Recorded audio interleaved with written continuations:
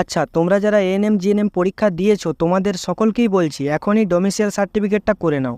কারণ কি হয় বলো তো, কিছুদিন পরে তোমাদের হাতে একদমই সময় থাকে না, তার কারণ আগে থেকে করে নাও। মোটামুটি তোমরা চেষ্টা করো কিছুদিন আগে করে নেওয়ার, মানে যতটা তাড়াতাড়ি করতে পারবে তোমাদেরই ভালো। কারণ কাউন্সেলিংয়ের সময় অবশ্যই ডোমিসাইল সার্টিফিকেটটা লাগবে। তাহলে তোমরা কিভাবে ডোমিসাইল সার্টিফিকেটটা করাবে এবং কোথায় করাবে এ টু জেড সমস্ত কিছুই তোমাদেরকে বলবো এই ভিডিওতেই। শুধু তাই নয়, তার সাথে বেশ কিছু গুরুত্বপূর্ণ তথ্যও বলবো। আর কি হয়, ডোমিসাইল সার্টিফিকেটে কিছু ভুলের কারণে ডোমিসাইল সার্টিফিকেটটা বাতিল হয়ে যায়।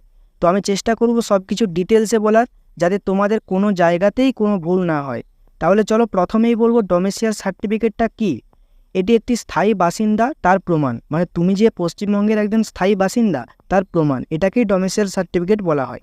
তো ডোমিসাইল সার্টিফিকেটটা কারা পাবে? তুমি পশ্চিমবঙ্গের যে জায়গায় বসবাস করছো সেখানে যদি তুমি 10 বছরের স্থায়ী বাসিন্দা হও তাহলে ডোমিসাইল সার্টিফিকেটটা পাবে। 10 বছরের স্থায়ী বাসিন্দা তারা সকলেই এএনএম জিএনএমের জন্য এলিজিবল কিন্তু হবে। ডোমিসাইল সার্টিফিকেটটা কোথায় ইস্যু করাবো? দেখো, এর জন্য দুটো আলাদা আলাদা প্রফর্মা হয়, একটা প্রফর্মা A1, একটা প্রফর্মা A2। এবার তোমরা বলবে স্যার দুটো আলাদা আলাদা দিয়েছে কেন? দুটো আলাদা আলাদা দিয়েছে এই কারণেই, কারণ দুটো আলাদা প্রফর্মাতে আলাদা অথরিটি সাইন করবে। এবার কে কোথায় সাইন করবে সেটা আমি বলে দেবো ভিডিওতে। প্রফর্মা A1 এ সাইন করতে পারবে district magistrate, additional district magistrate, deputy magistrate, আচ্ছা deputy collector, sub divisional officer, block development officer, এরা কিন্তু সকলেই প্রফর্মা A1 এ সাইন করতে পারবে। এবার এতজন আছে তো আমি বলবো বিডিওর কাছে যাবে, কারণ যত উপর মহলে যাবে না ঝামেলাটা হচ্ছে ততই বেশি। আর যাদের এসডি অফিস তারা কিন্তু এসডি অফিসে করাবে। তো যারা পঞ্চায়েত এলাকায় থাকো তারা প্রথমে নিজস্ব পঞ্চায়েতে যাও, সেখানে একটা লেটার লিখে দেবে।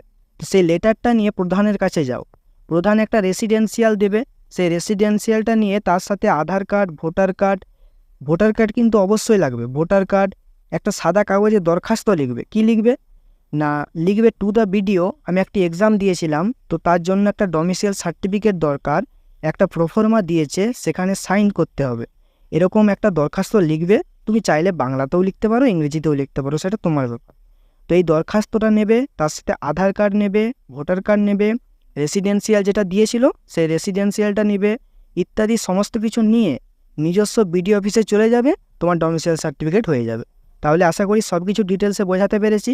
আরেকটা কথা, কোনো এমএলএ এমপি এদের সাইন মানে যদি করাও তাহলে কিন্তু হবে না, এমএলএ এমপি সাইন কিন্তু হবে না। এবার স্যার প্রফর্মা A2টা কাকে দিয়ে সাইন করাবো?